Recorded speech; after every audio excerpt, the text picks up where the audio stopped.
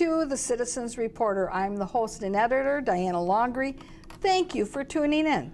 Now, to help me with this week's news is one of our regular citizen reporters, Mr. Mark Bradley. Thank you, Mr. Bradley, for being here. Thank you for having me, and I guess we have to rush into our articles because there's a lot of information we'd like to pass along. The first article I have is on the Mall of America, and they're actually having a stall on the financing part of the new water park that they're going to be adding to the mall. Now, this is a news story that we've been following over the last few months with regard to the development of a water park in the Mall of America. Now, part of the financing for this development and this project is hinging upon the Bloomington City Council approving the faith and credit of sales tax in the event that the developer cannot make the payments on the development money that's borrowed in order to develop the water park. So in other words, the city of Bloomington, while they're not on the hook to guarantee the loan, they are on the hook that in the event that the developer can't make the payments, that there will be a sales tax in Bloomington, and then the revenue from that sales tax will then be used to make sure that the payments are made on the financing that was acquired in order to build the water park. And as Mr. Bradley indicated, there has been currently a stall now at the Bloomington City Council level, whereas up to this point, the City Council has been fully on board supporting the idea that their sales tax would be the backup plan for making sure that the financing is paid for. But now the issue is, how much will the land be purchased for, and what are the value of the management services once the development of the water park is completed? Well, according to the article, Mr. Bradley, they indicate that there's a question about whether or not that the management services should be 4% of the revenue, correct? Correct. And what I'm really seeing here, in the biggest question is, how does it affect all of Bloomington? Is if this is a sales tax, is it just down the Mall of America, or is it all sales that are being made throughout Bloomington? Because if they're looking at an extra cost every time they sell an item that has to have increased tax on it compared to any place else out. Yes. We've seen that with cigarettes and other things, where when Minnesota had the lower tax, people went to Minnesota. When Wisconsin had the lower tax, they went to Wisconsin. That's for sure. And the other issue that I see is that if you have the management fee is too high and taking too much out of the revenues, 4% versus 3% or 2%, then that means that there's less revenue that goes to pay for that financial commitment for the financing that was taken out in order to do the development. So I would like to know, how is it being structured? In that, is it going to be that the revenue has to be used first to pay off the mortgage and the loan, or is it that the management gets paid their management fee first before the mortgage gets paid? You see what the conflict could be, right? Because there may not be enough revenue to pay both in their entirety. So we'll have to keep our eye on this, Mr. Bradley. Right. Thank you. And then we have a development also going in Roseville, and we've been talking about that in the past. Now it looks like it's more structured, but I found it intriguing because they do have a picture here. And if you go to the business section of the Tribune, and this would be of, and I should give the date on that as well. I don't think I gave the date on the other one. That was on the 21st of January. This is on 16th of January, and it shows this picture here. Now, what intrigues me about is it kind of makes it look like this hotel is going to be sitting separate in an open area. And it's talking about there's supposed to be a grocery store, hotels, 2 hotels actually, not just one, and it's supposed to be looking at all kinds of other shops, and it's supposed to have an apartment complex, a senior apartment complex, that's supposed to also be going into that facility at the same time.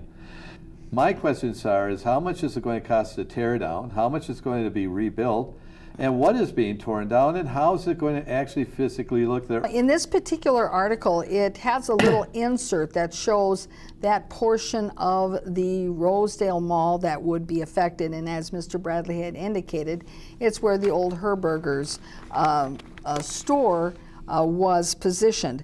And what they are contemplating, that area of the mall, and for those of you who maybe aren't familiar with where the Herberger's occupancy was, if you know where the Rosedale Mall is and you know where Highway 36 is, just south of the Rosedale Mall, on that side of the building of the Rosedale Mall is the area that will be mostly affected by this development.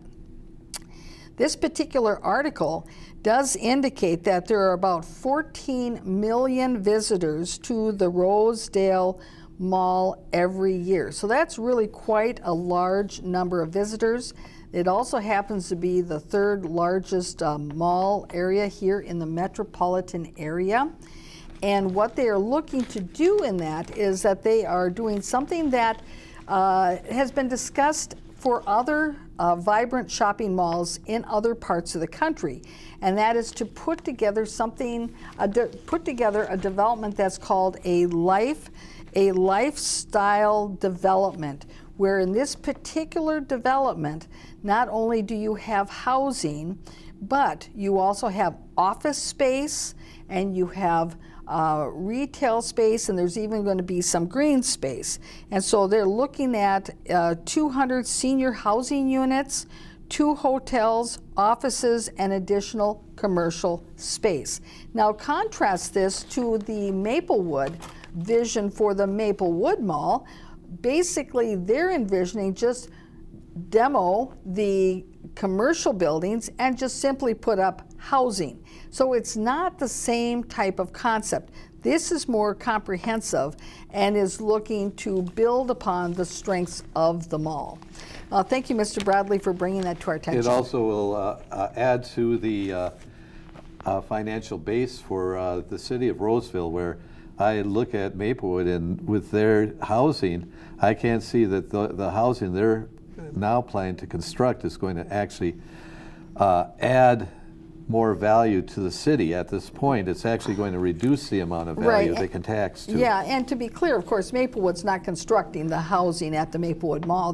They've simply put together a land use plan which envisions that that's what they would like to see built there, and some of that housing that they're looking to have built there is voucher housing. And as we've discussed on these shows in the past, in Ramsey County, below market value multifamily housing is taxed at a different property tax rate than market rate multifamily housing is. Now I would like to move over and start taking a look at something else here. I did have an article that talked about how they are building a better bus stop. They have mentioned that bus service has not maintained as it has, and it's actually kind of falling off. You mean the ridership? The ridership. The ridership, the numbers of riders has not been maintained at a steady level. Right. That it keeps decreasing. They are trying to turn around the situation. I found it intriguing. They're going to make signs now that'll telling you how many times your bus is going to stop there, so that you know that there's actually a bus still coming to your site, and then how many times it actually stops during the day, and what other buses may come to that same stop if it's multi-stop area. Well, Mr. Bradley, these sound like all common sense type of changes that are for the better. And it's a great lead-in to the film footage and our report on a meeting that you had the opportunity to attend for Put Your Hands Together Productions, which was just on January 23rd. Right. And that was the Rushline Policy Advisory Committee. Correct. And we have covered a number of their meetings in the past, and so we were there again with our cameras this month in January. And their meeting went for a little over 2 hours. And so we have a lot of film footage. We have some on this program where we're going to be reporting on the meeting. We're also going to be giving you a report on local news report, which you'll want to tune into that news report as well for additional news on this particular meeting. But Mr. Bradley, when you went to this meeting, one of the topics that they talked about was an update on their citizen engagement over the past month. And they talked about the very meeting that you attended in December at the fire station that had the poster boards. Now, when you heard them giving their description of that update, was there any thoughts that ran through your mind when you compared what you knew having attended that meeting and how they were describing it to the members of this policy advisory committee? Well, I was there for quite a while, and what I did realize was that there were about 10 people there, but of those 10 people, I'd say that 7 of them had to be part of the Rush Line management group or council people. So in truth, you had like 3 people that were really there for the Rush Line. Now, right, that were residents of the community who came in to see what was going on, and this was at the fire station, correct? Correct. And they had their poster boards up, and they were talking about the concepts for the various stations and the route. Right. In fact, it was a very windy and bad weather day, so there wasn't a lot of people that could, I think, felt they could make it there. And plus also, it was very inaccessible for most people because of Frost Avenue at that time was still under construction. So when I went there, I had to jury rig the way I came in through the back door, you might say. Well, let's take a look at how they described that meeting in December that Mr. Bradley attended. We'll see how yesterday on the, I guess 2 days ago on the 23rd, how the Ramsey County consultants described the meeting to the members of the Rush Line Policy Advisory Committee. We also did in December a series of events related to the Ramsey County Rail right-of-way. So the sound is coming onto the TV. So as you'll recall, back in the summer, we did a big engagement push regarding the design of this project within the Ramsey County Rail right-of-way, where the BRT and the Bruce Bento Trail will run alongside each other within the county's right-of-way. And so we took all that feedback that we collected in the summer and developed some guiding principles and some recommendations for the future design of that area. And basically what we were doing with these December meetings was reflecting back how we use that summer public input into the development of these principles for the future design. And so we had a bunch of boards that were very visually rich to kind of to show this and gather any additional input and reactions to that content. And so we did 3 meetings, 2 on the east side and 1 in Maplewood. So you could hear Mr. Bradley from his description, it made it sound like it was well attended, they got all this input, and they had 3 of these meetings. You attended only the one in Maplewood, of course, and he indicated they had 2 other ones. Now, one of the members of the committee had a question for him, so let's take a look. Folks you think in total were attending these different community outreach events? Yeah, I would say typically, I would say for the White Bear Lake neighborhood meeting, it was probably about 10 to a dozen, maybe. Yeah, about a dozen. I think the Harvest Park open house, that one was upwards of 20, yeah. Probably 25. Yeah, maybe, Andy, if you go to the previous slide, I could. Yeah, so these resident councils, those were probably 10 to 15 each. And then each of these drop-in discussions for the right-of-way design guide, I think it would be probably in the ballpark of 20 per event, give or take. So that's generally the order of magnitude. When he's giving his information on the number of people who attended, you know, we don't know, is he talking about all 3 sites together at one time?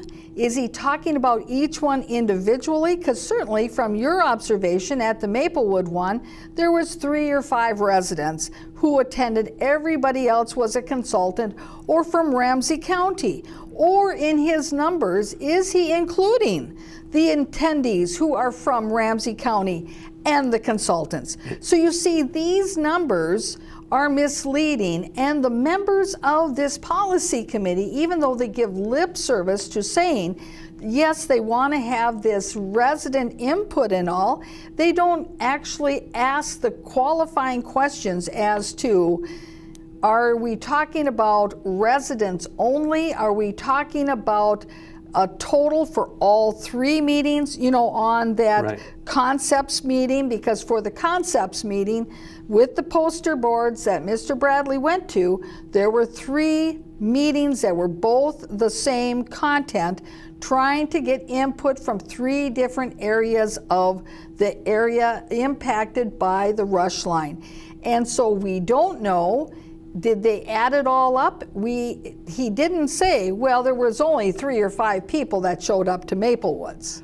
Thank you, Mr. Bradley, for that insight. Now, Right. We've got our next clip where there was some discussion about the meeting that they had at White Bear Lake in an effort to get community input from the residents of White Bear Lake, because there is quite a controversy about whether or not the BRT should be going along the route that it's slated to go along in White Bear Lake because of the impacts it has on a number of businesses and the community in downtown White Bear Lake. So let's take a look at that clip. The city of White Bear Lake hosted a community meeting for neighbors kind of immediately around the future downtown White Bear Lake station. Mayor Emerson and Commissioner Reinhardt were at that meeting to talk with folks. There was a mailing sent out to invite people to that meeting of really just kind of the area within a few blocks of that station. We really wanted to kind of have a small group conversation with the folks closest to that station. Had a pretty good turnout and some really good conversations. We corrected some, misinformation that had gotten out there about traffic and safety, and kind of explained a little more about how the project would work. At this meeting, we also had projected onto one of the walls an animation that our team developed showing how the downtown White Bear Lake station will look, and it shows how a bus will get off of 61, serve the station, and then get back onto 61. And the purpose of that video was to kind of demystify how the station will work, because we've gotten a lot of comments from White Bear Lake residents asking, I don't understand how this will work, and so animation was a tool that we used to try to build that understanding. That clip is jam-packed full of comments to be made. Right. First, he indicates that that particular meeting was well attended. Now, in the previous clip that we showed, he identified that the number of people who attended that meeting was 8 to 10 people. And yet here he's describing that as well attended. He also indicated that they were really looking only to get the comments of the people who were close by that particular station. And it almost sounded like that they really limited the amount of exposure of publicity so that way only the people who got a notice maybe would show up.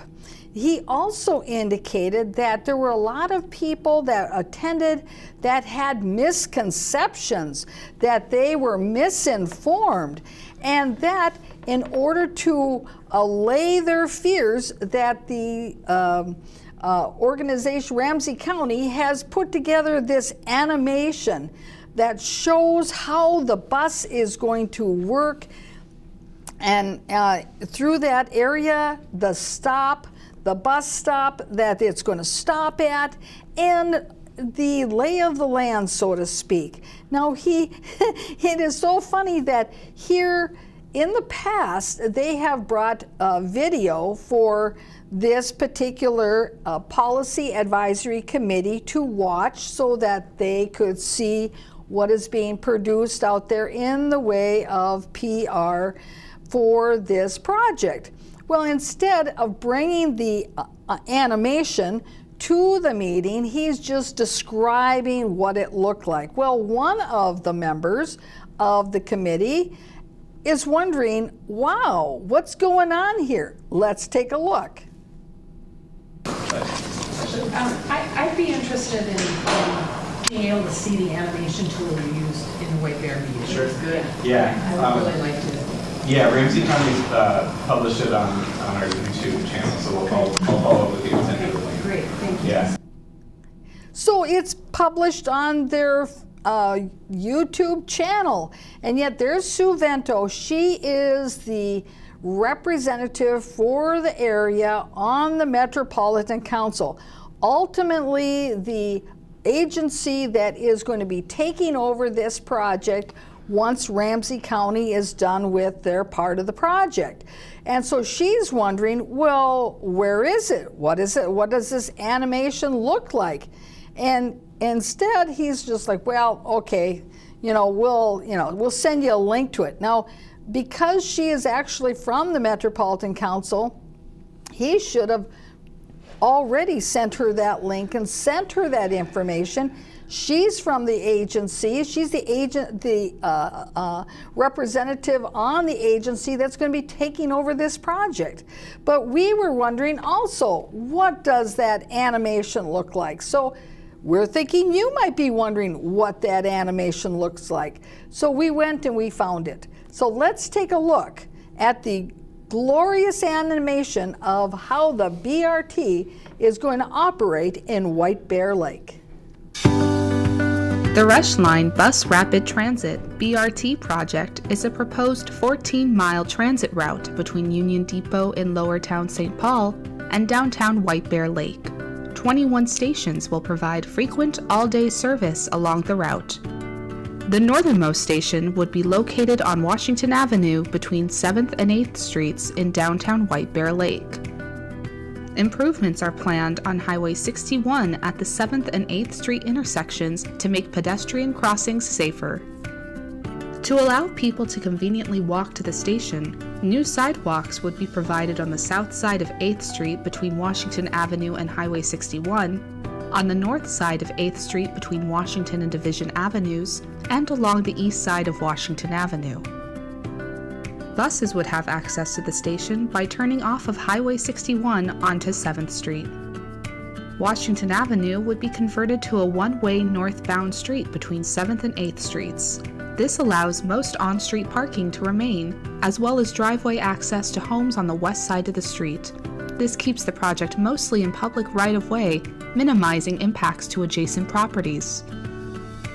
The station would be located on the east side of Washington Avenue and would include a shelter, real-time arrival information, ticket payment machine and validator to speed up the boarding process, lighting, seating, security cameras, railings, bicycle parking, and landscaping. There will be a raised platform to allow people of all abilities to comfortably enter and exit the bus. Buses will have 3 doors, making it faster for passengers to get on and off. Because this is the end of the line, there would be a small driver restroom facility north of the station, and the platform would be long enough to accommodate 2 buses for a short period of time when needed. The bus would depart the station and turn right on 8th Street. A new traffic signal may be added at 8th Street and Highway 61 to help the BRT safely turn back onto the highway to travel south. The addition of 4 to 6 buses per hour in each direction would not impact traffic flow on Highway 61 or local streets. BRT buses can efficiently move more people during busy traffic times. Ramsey County is working with the City of White Bear Lake to identify strategies to help people access BRT stations through a variety of ways, such as improving biking and walking connections, adding connecting bus service, and potentially providing small amounts of parking and drop-off space for BRT users near the stations.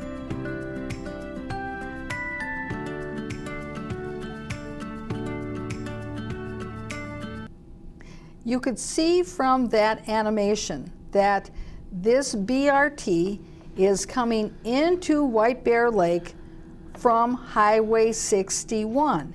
And when you looked at that first initial map in the beginning, it made it look like that the BRT is actually coming from St. Paul straight from Highway 61 all the way up to White Bear Lake, but that's not accurate.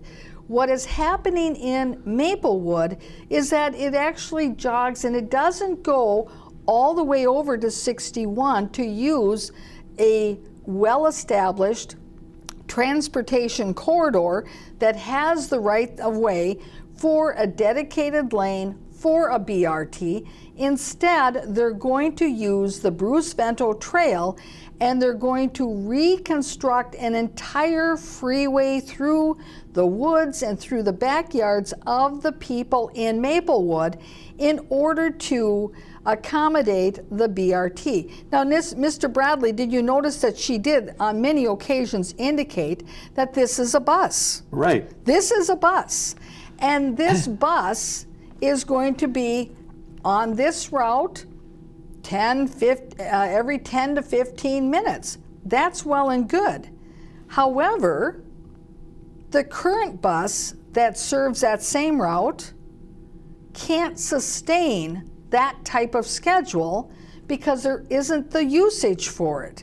So exactly how are they going to sustain that type of ridership to sustain and to validate all of the spending and excessive money that's going to be used in order to do the whole entire reconstruct on the Bruce Vento Trail, including, I believe, 3 bridges. Didn't we count that there's going to be 3 bridges Yes. that need to be constructed as a result of the route they've chosen? And one's a massively long bridge. That's the 494 one. The other one happens to be one that's going to be right by Lake Phelan that was taken out quite a long time ago that is supposed to be the just west of McAfee and Ivy. It's Ivy and McAfee that they're looking at. Right. And so you see, there's a lot of things with this particular project that the county and the consultants don't really want to address. Now, another question that came up at this meeting were the concerns of a senior complex that is along Johnson Parkway. So let's take a look at that clip. Perhaps this was covered then, but has there been a public engagement meeting at the apartment complex, and somebody needs to help me, near Johnson Parkway and Fan Boulevard? The senior. Right, where we had the concerns about the elevation and privacy. Real life cooperative. Real life cooperatives. Right, Village. yeah.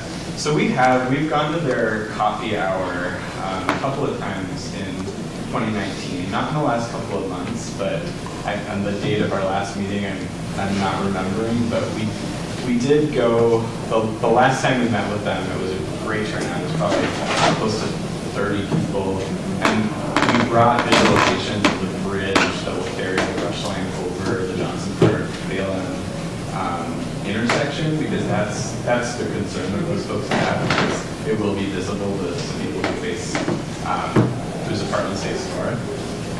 So that was the most recent contact we had with them, and we got feedback about the visuals. And as the design of that bridge continues and more detail is added to it, we intend to continue to go to that group. We have a really good relationship with the manager there, and so pretty easily we can get on their agenda at their usual coffee. So, Mr. Bradley, they're discussing that bridge. Right. Now, did he actually answer Sue Vento's question? He talked a lot about how often that they met with the seniors at that building. He then diverted off to talk about the bridge that needs to be constructed. But did he really answer her question? Well, I will have to give it to Sue Vento in that she came away feeling that maybe her question wasn't answered. Let's take a look. Chair, Have concerns been resolved, or is there a greater understanding and there's less concern, you know? Yeah, I think there's a greater understanding. The concerns really depend on where the individuals live within the building. So the main concerns are kind of limited to the folks who will face, whose balconies will face directly the bridge. So I wouldn't say that those concerns have been resolved completely, or if they'll ever go away, because if you have a view of the trees and in the future you'll have a view of the bridge, you're probably never going to be completely content with that. But I think we will continue to go back to that group, and as the concepts evolve, continue to collect feedback so that as best as possible we can design that bridge and the landscaping around it to create the best situation that we can. He indicates that there's a greater understanding. Well, a greater understanding that their issues that they're expressing are not going to be resolved. That's what I took away from his explanation, that the issues that they are concerned about, that the concerns that are being raised by these seniors as to the impact on their facility, that he says, those are going to continue, and that they're just going to have to understand, and we're going to have to provide greater education to them to let them know that their concerns are certainly heard, but there's nothing that can be done about what those concerns are, because the project's moving forward, and we can't move forward with the project if we don't build the bridge, and you're just going to have to live with it. The one thing I'd like to actually have them answer for me, because I've always understood that a mile of railroad track is supposed to be a lot less expensive than a mile of roadway. What is missing on there? Because when we're talking about the regular roadways that go in, I know that we're talking about massive amounts of money there. And when we're looking at what's going over in Minneapolis, that's going to be a $2 billion project, the light rail is. It's going to be about twice as long as this is going to be. And yet, my question is, are they doing it on the cheap? Because the fact is that if they put the underlayment and the drainage and all the other things they're supposed to be doing, can they even in any way conceivably do it? Plus also, they talk about ecology. And so you're asking the question, ultimately, is whether or not the dollar figures that they have assigned to this project, if they are accurate.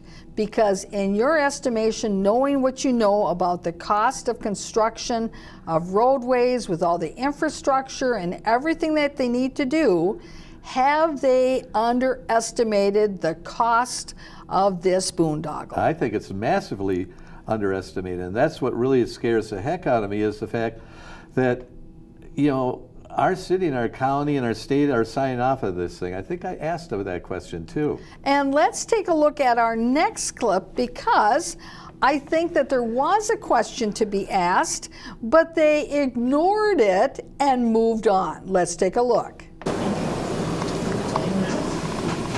Well, we got one more, don't we?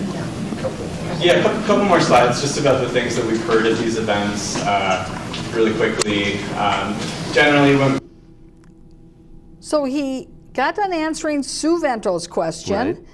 and indicating that whatever the concerns are of those seniors, that they've been heard. They're trying to make the seniors understand that their concerns are just part of the project, and they're going to have to live with it.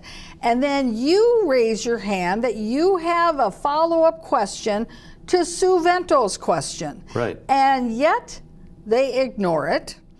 What were you going to ask? How many cars can actually park on that site? It doesn't look like there's any parking at all. So what is the use in having a bus come out there if you can't ride it? Good point. Good point. You should be on the planning committee for this. I thought I was, but they never hear me. Well, let's take a look at our next clip where they talk about another group of people that they're going to have to reach out to, and allay their fears of what this project means to them. Spring, we're really looking to do some targeted engagement with communities of color along the corridor. We're having some conversations with members of the Hmong community, looking at potentially having an event and some door knocking to broaden awareness of the project among the Hmong community.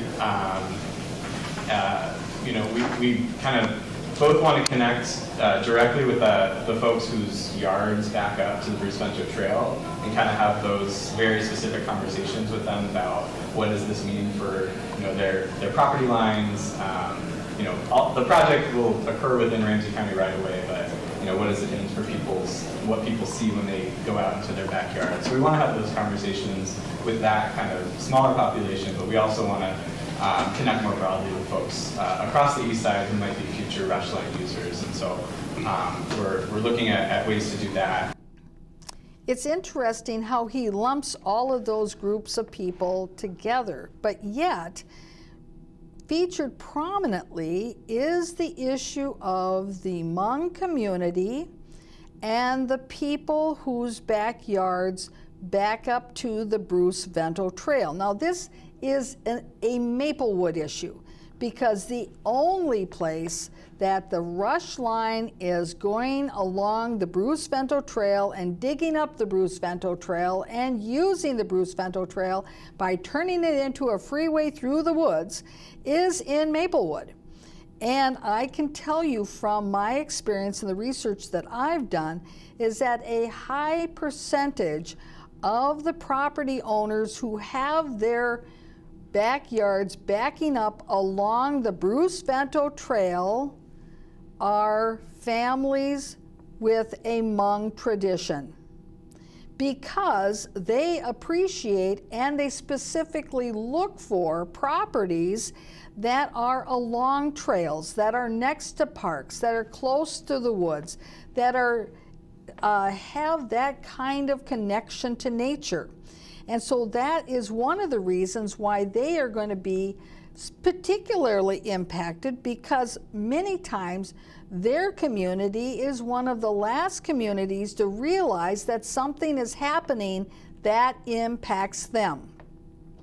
So you see in Maplewood, for instance, in the Gladstone community, by the Hmong Funeral Home, which is right off of Frost and English, there is a little street that I believe it's called Hagen Drive or something similar to that. And that is only a short distance away from the Hmong Funeral Home. From the last time that I looked, almost every single household on that drive, which is right next to Bruce Vento Trail, is an Asian family. So now they're finally reaching out to the Hmong and Asian community of people who are affected by the Rush Line going up and down the Bruce Vento Trail. Well, let's take a look now at our next clip, which is going to get into some of the comments that were provided by members of the public attending this meeting. And the first one has to do with the impact of parking on those businesses in St. Paul along Robert Street. Let's take a look. Could you identify the businesses? So we are, Black Sheep Pizza, us, Camp Char, Solid Beef, there's also Scott Miller, so there's a hair salon, there's Tim Whiskers, is at the end of the brewery. And we are one of the most, right now, successful, because there is no retail hardly in downtown St. Paul street front. We are one of the most successful blocks at this point in time. And then Lunds is not happy either. They do have the parking lot underneath, but because of, there's been a lot of trouble, they had to hire a full-time policeman. So they took all their employees out of the ramp and put them into their parking lot. So they can afford to hire a policeman full-time. So, that lessens parking underneath their spot. And some of those people have to park out on the street. And some people just like pulling up in front and so they don't have parking either. And that's where the proposed stations are. Center for Independent Living. So parking is a big issue. Now, we will hear arguments throughout this whole entire process that how the BRT is going to bolster business along the route, that people will get on the BRT so that they can go to businesses along the route.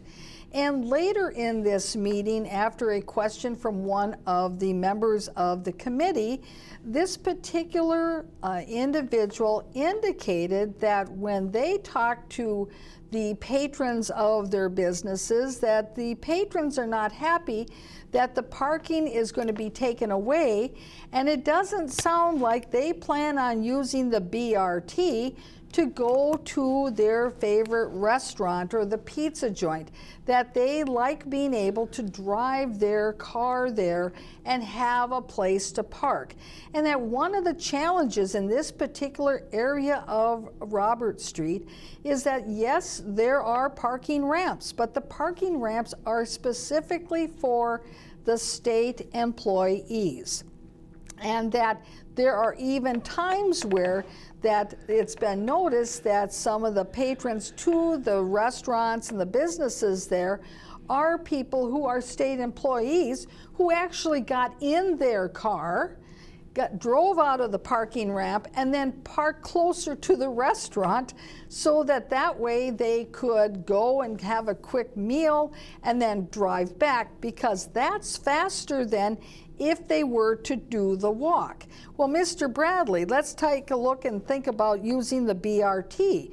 Do we think that the state employees are going to wait the 10-15 minutes to take the BRT there and then have to have their meal and then wait another 10-15 minutes for the BRT so that they can get back to work, when the BRT probably isn't stopping at their work, it's stopping at a different stop further away? So you see how this isn't really consistent with what the storyline is and what the reality is today and what it probably will be in the future. And that takes the assumption that you can have a rapid transit that's going to be running every 20 minutes, which they keep making that claim, and they don't have that. And they claim 10 to 15 minutes. 10 to 15 minutes.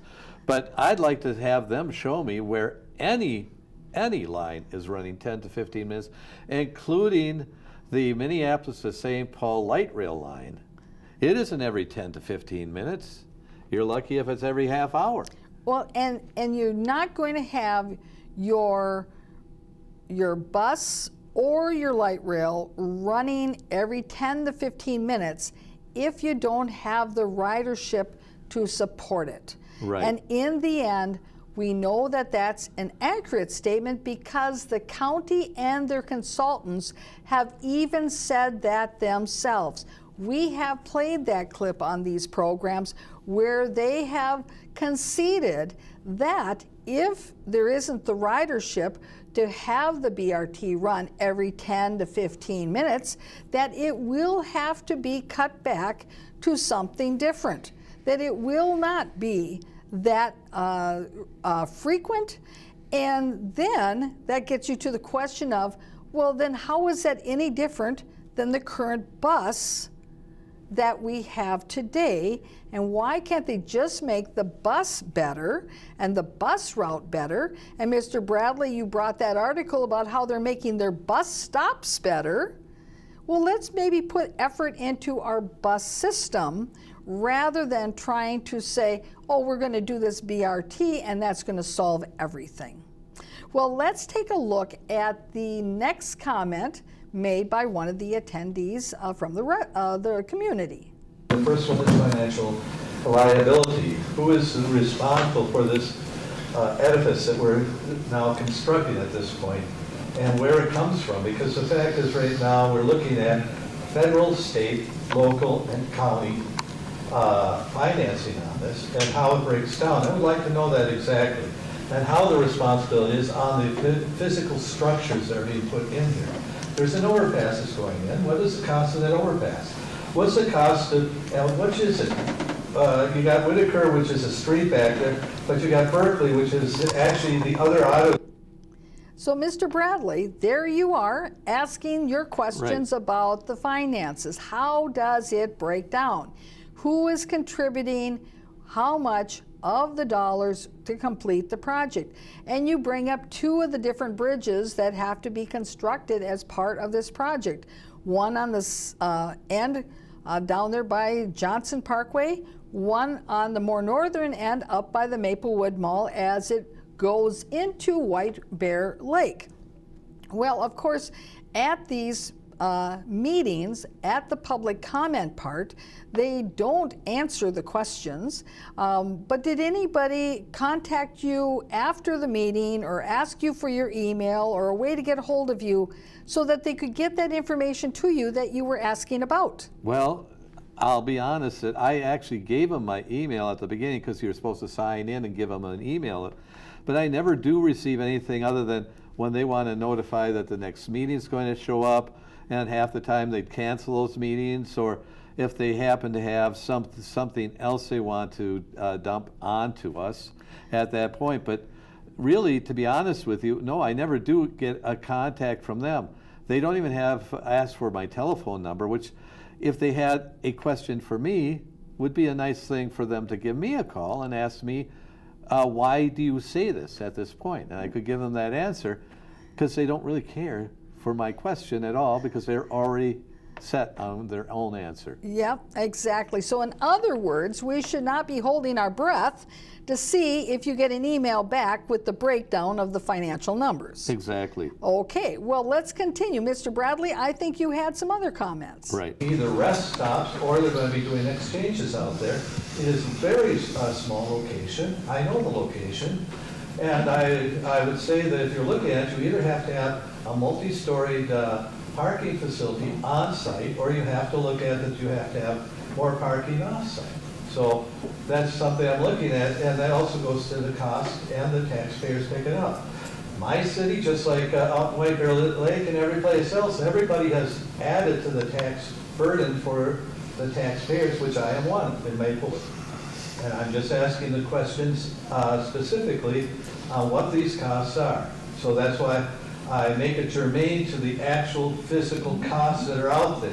And how are we picking them up each individually? Because of that is another tax that's going to have to be addressed. And of course, we do have a problem where we are trying to bring a lot of people who are not going to be paying taxes into our area. So I would not want to see that. One of the answers to your question, Mr. Bradley, which of course they're not going to share with you, but what we have covered on these programs, is that earlier on, a month or two ago, the Ramsey County Rail Authority, they approved their budget for the year 2020. They also approved their levy for the year 2020. And what we found in looking at the documentation, because none of this was discussed at their meeting, and Mr. Bradley, do you realize that the Ramsey County Rail Authority, the meeting where they approved their budget and their levy was actually only 4 minutes long? That is how long their meeting was to talk about the finances for their projects and their contributions to these kinds of transit projects. And so the Ramsey County Rail Authority, they have a budget of a little over $20 million a year. Their levy that they approved is over $25 million a year.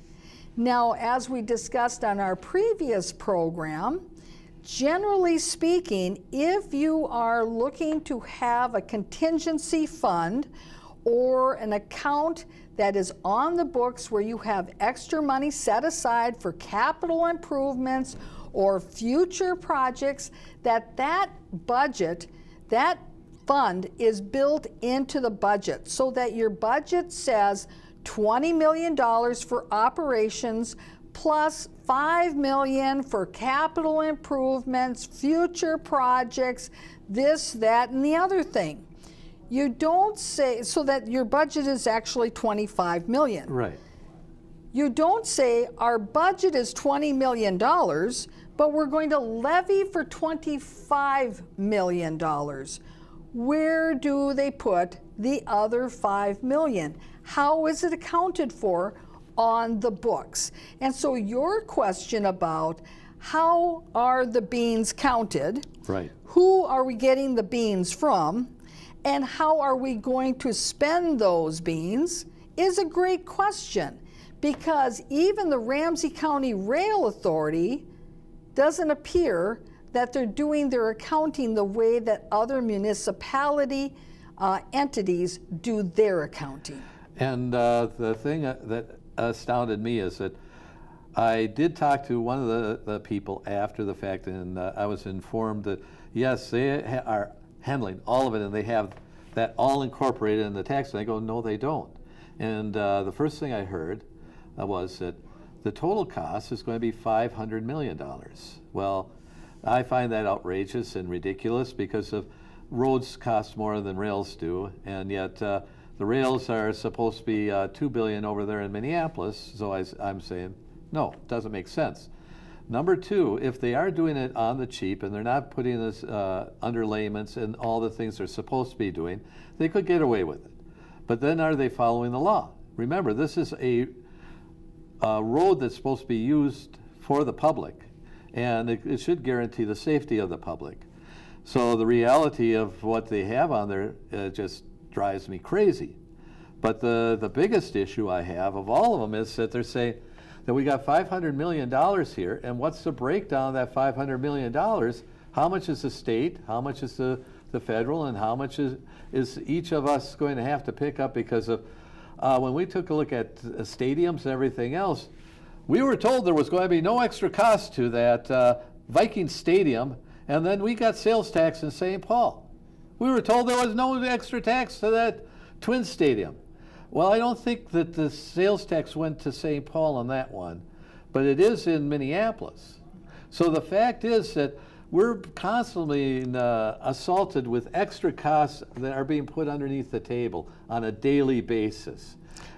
And that scares me. Right. And Mr. Bradley, you had indicated just a short while ago how this project, as in any projects, they have to be compliant with the law. Right. Well, there is one particular area of the law that most people don't actually think would be part of putting together a project like this through several communities along a former railroad track right-of-way.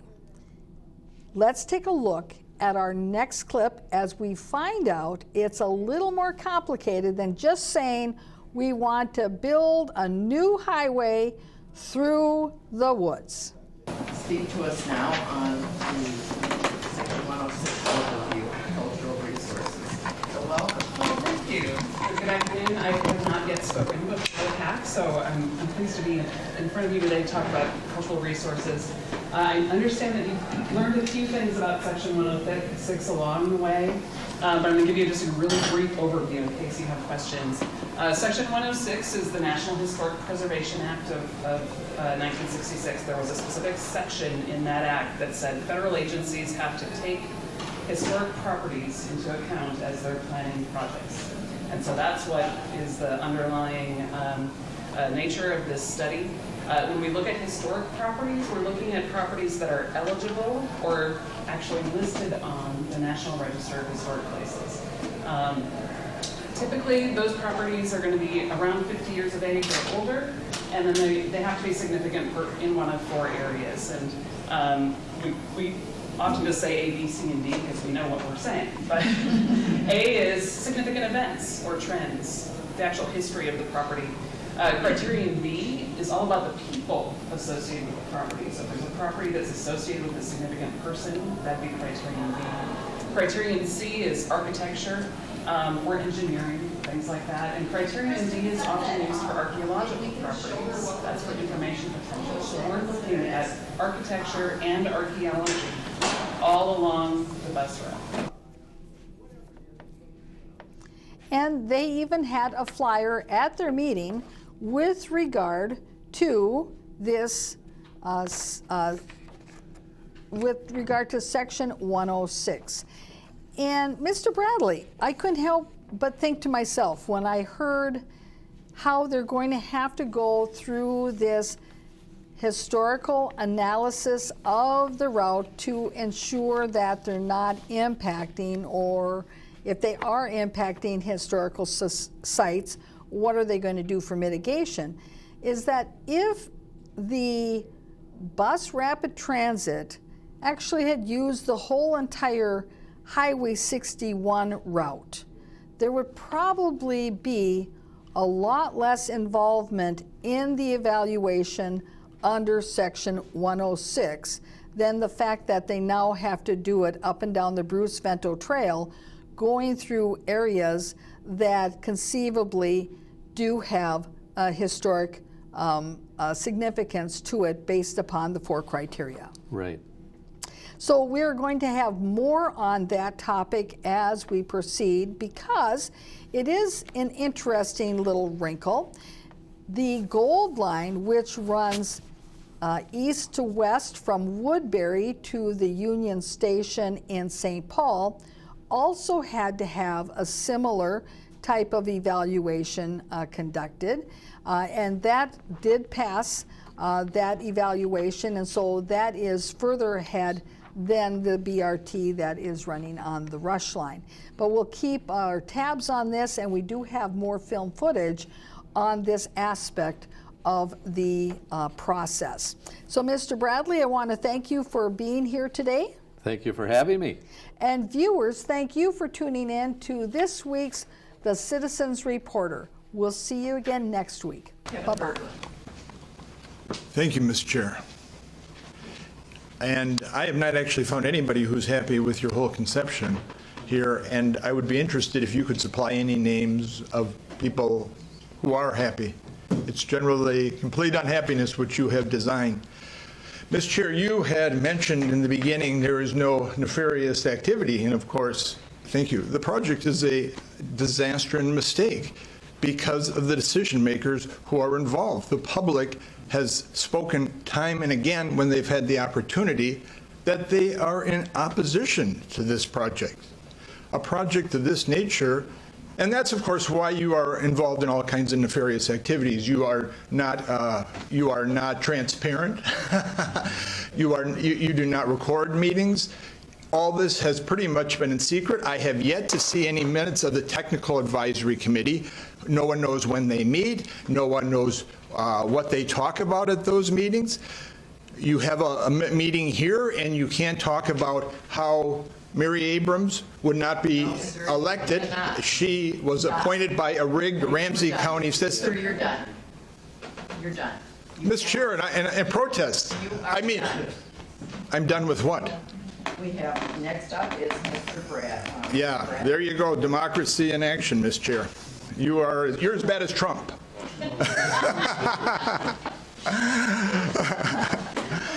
And of course, Andy lives in Washington County, so this doesn't affect anything with him. He's just profiting off the system. Please, I have a gentleman up here now. Thank you, Ms. Chair.